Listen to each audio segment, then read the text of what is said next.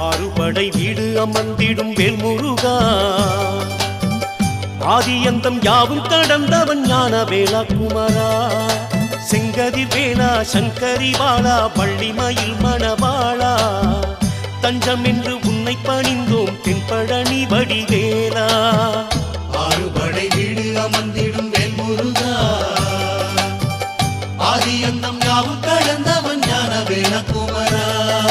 செங்கதி வேளா சங்கரி பாலா வள்ளிமயில் மணவாளா, தஞ்சம் என்று உன்னை பணிந்தோம் தென்பழனி வடிவேலா.